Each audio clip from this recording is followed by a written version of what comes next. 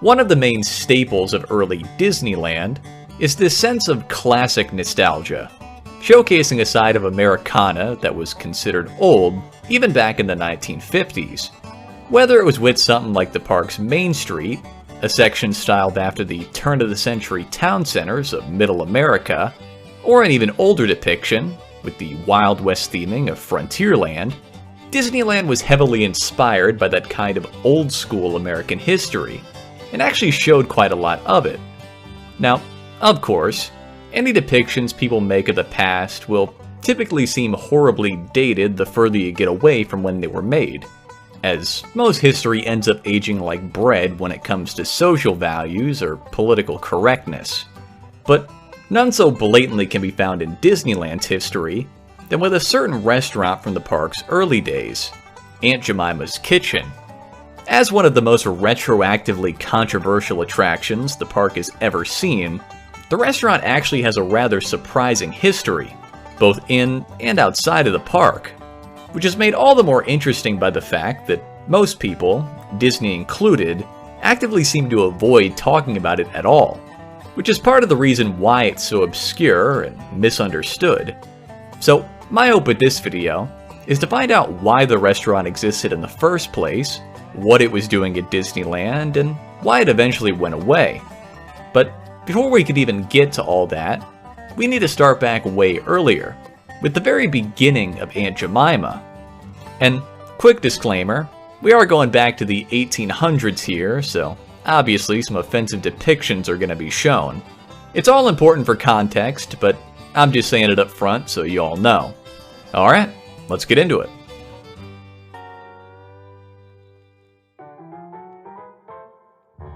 Aunt Jemima as a brand was first created back in 1889, when a man by the name of Chris Rutt, a former newspaper editor from Missouri, purchased a small flour mill with his business partner Charles Underwood. Together, the two would eventually devise the recipe for a self-rising pancake mix. Later, they would end up marketing their mix using the character of Aunt Jemima, based on a song written by popular minstrel show performer Billy Cursands. However, with Rutt's depiction of Aunt Jemima, the character was heavily based on the mammy stereotype. Now, the origins of the mammy as an archetype in American history, as well as the broader reality it represented of slavery and domestic servitude even post-emancipation, is a much bigger topic than I could hope to properly cover with a video like this. But the important thing to take away from it was that the depiction itself was inherently flawed, and not actually based on the ugly reality of life for both the enslaved and emancipated blacks of the 19th century, as much as it was a whitewash of that history, meant to appeal to the average white American of that era. But we'll come back to that in a second. Surprisingly though, despite its branding, Rutt's Aunt Jemima pancake mix wasn't all that successful initially, largely due to his minuscule advertising budget and poor means of distribution. Eventually though, the brand was purchased in 1890 by R.T. Davis of the R.T. Davis Milling Company, owner of one of the largest flour mills in Missouri at the time, and more importantly, a man with experience in advertising. Under his control, Aunt Jemima as a product managed to grow exponentially popular throughout the late 18 and early 1900s, where Aunt Jemima, in her antiquated depiction of the loving household servant with a famous recipe, helped establish the pancake mix as a staple within American households. And similarly, the character itself also became famous, largely due to the numerous portrayals of her done by various women throughout its history, starting with Nancy Green, a former slave who first took on the role in 1893, and famously appeared at the World's Exposition in Chicago that same year, drawing in huge crowds and really elevating Aunt Jemima's products to the national stage. And when she later died in 1923, the role was taken over in the coming decades by people like Anna Robinson, Anna Short Harrington, and Edith Wilson, all of whom would frequently appear as the character in person, as well as on some of the newly emerging entertainment mediums of the time, like radio and television in Edith Wilson's case. Needless to say that by the 1950s, Aunt Jemima was a huge part of everyday life in America, in large part due to the seemingly endless advertising budget of Quaker Oats, who acquired the brand back in 1926 and had further entrenched it into the country's cultural zeitgeist since then through one of the most effective means of doing so, advertising. Next week, the adventures of Ozzie and Harriet will be brought to you by the Quaker Oats Company, makers of fine foods for the whole family. Now a word about one of the many fine Quaker products. How fast do your pancakes disappear? Around our house it's plenty fast, and not just because I've got 3 man-sized pancake eaters. It's because I have 2 new ideas. New Aunt Jemima Deluxe Buttermilk Mix and this handy shaker. Here's a combination that'll turn out the best pancakes you've ever served. You'll pour the smoothest batter ever and bake the roundest, fluffiest pancakes you've ever made. And what better advertising opportunity could come along in the 50s than a theme park created by Walt Disney? We've already talked about how certain companies back then were more than eager to fund the park's various facilities in hopes of using them to further promote their own brands, with places like Kennel Land, for example. So, Quaker Oats was just amongst the many of them to jump on that opportunity, now agreeing to fund a restaurant at the park. And as the park celebrated its opening day in the mid-1950s, Quaker's restaurant was nearing completion, eventually opening in late 1955, only a few months after the rest of the park did. Located in a small New Orleans-themed section of Frontierland, the restaurant offered a selection of pancakes, waffles, and breakfast platters themed after the land, with items like the Mark Twain Special and Davy Crockett's Delight. Initially, the menu was pretty sparse, really not deviating at all from the various pancake mix recipes, but I'm guessing that the simplicity of its menu was half the appeal in the first place. In fact, I'd go so far as to say that the food itself wasn't even the restaurant's biggest draw, considering the fact that Aunt Jemima herself could also be seen there. With this being Disneyland, they really played up the aspect of her as a character, who, in addition to serving food, would also take photos with guests, and even occasionally sing over on a nearby stage. Throughout the restaurant's run at the park, only one woman was ever officially recognized for the role, Aileen Lewis, who was later given a plaque from the Quaker Oats Company in 1960, declaring her as their favorite representative.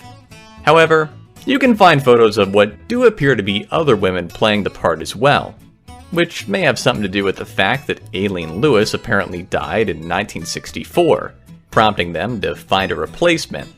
But none of these other women were ever officially credited though, and unfortunately, their names seem to have been forgotten. There were also other people who played the role of Aunt Jemima at the park as well, just not at the restaurant. Like this woman, who can be seen briefly in ABC's opening day broadcast.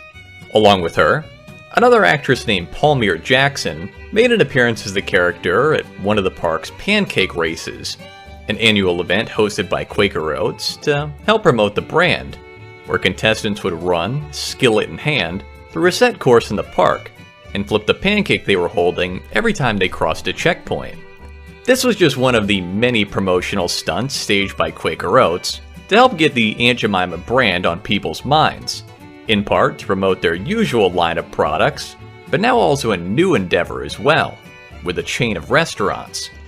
Based on the original one back at Disneyland, Quaker began opening restaurants known as Aunt Jemima's Kitchen all over the country throughout the late 1950s, in an attempt to get in on the growing trend of diner-style eateries that were beginning to spring up around the time. It's strange to think about now, but Aunt Jemima's Kitchen was actually one of the first to establish that sort of chain-operated breakfast restaurant in the US, even predating places like IHOP, which wouldn't be around as much until a few years later, and even Denny's, which was still being called Danny's at the time, and only serving coffee and donuts at a few small locations around Lakewood, California. Not anywhere near the kind of aggressive expansion that Quaker was putting into their own chain, opening locations all the way from Gainesville, Florida to Hartford, Connecticut, and even one as far north as Toronto, Canada. resulting in them having about 20 different locations around North America by 1963. Meanwhile, back over at Disneyland, the original restaurant was seeing its own changes as well. First, with the replacement of its old name, going from Aunt Jemima's Pancake House into the new Aunt Jemima's Kitchen in 1962.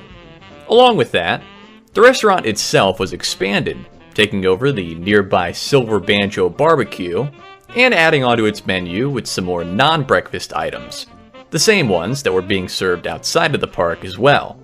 But make no mistake, breakfast foods were still a big staple there, so much so that they even rolled out one of the kitchen's most famous items around that same time, with Aunt Jemima's Party Pancakes.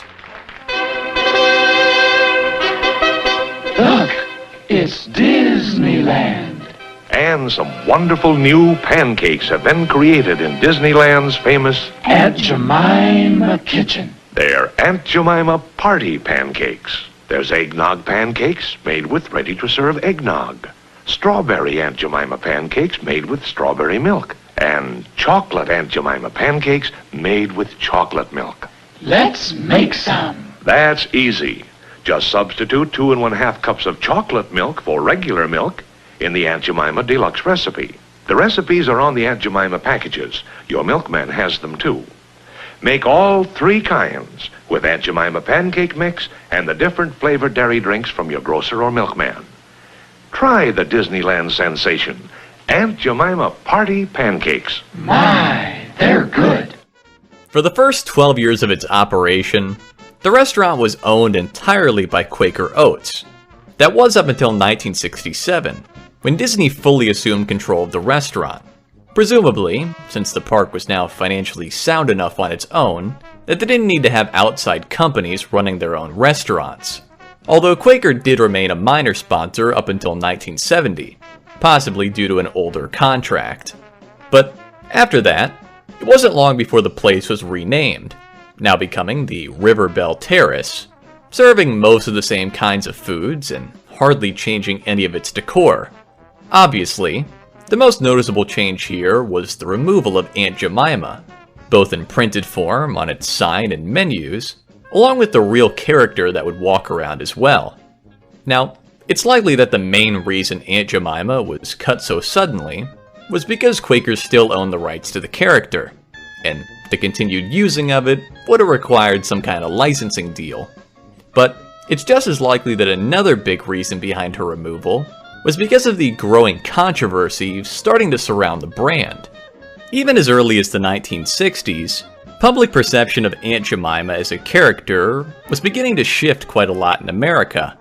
Aided by stuff like the growing civil rights movement, discussions about the depiction of the character were becoming increasingly common, as more and more people were beginning to show their own distaste for it.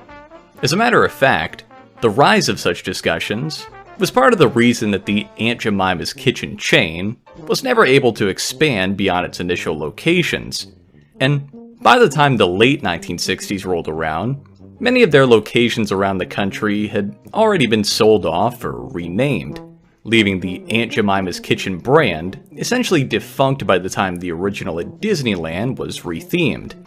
But despite its failings in the realm of real-world eateries, Aunt Jemima survived through its production of pancake mixes, syrups, and other food items in the coming decades. However, the controversy surrounding the character never managed to die down, leading to the many changes you can see in the depiction of Aunt Jemima over the years, bringing us to where we are today, with Quaker Oats and its parent company PepsiCo officially announcing the removal of Aunt Jemima, both in name and image, from their products last year, and the announcement of their rebrand in February of this year, where they'll soon be sold under the Pearl Milling Company name. And regardless of whatever your personal stance is on the change, I think it's always going to be important to remember history, both the good and the bad, but still not let that get in the way of a change.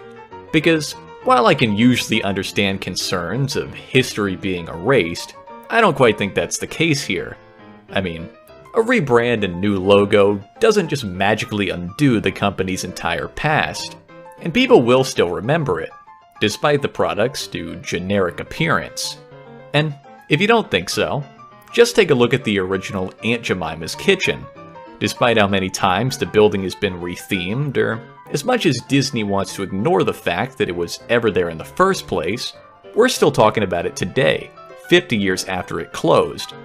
And that's because real history typically runs a lot deeper than theme parks, advertising, or product logos. All that's just a reflection of it. And as long as you can always remember the history of something, it can never really go away.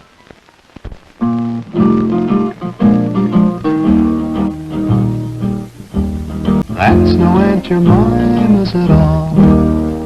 Aunt Jemima's without Aunt Jemima's syrup? Ridiculous.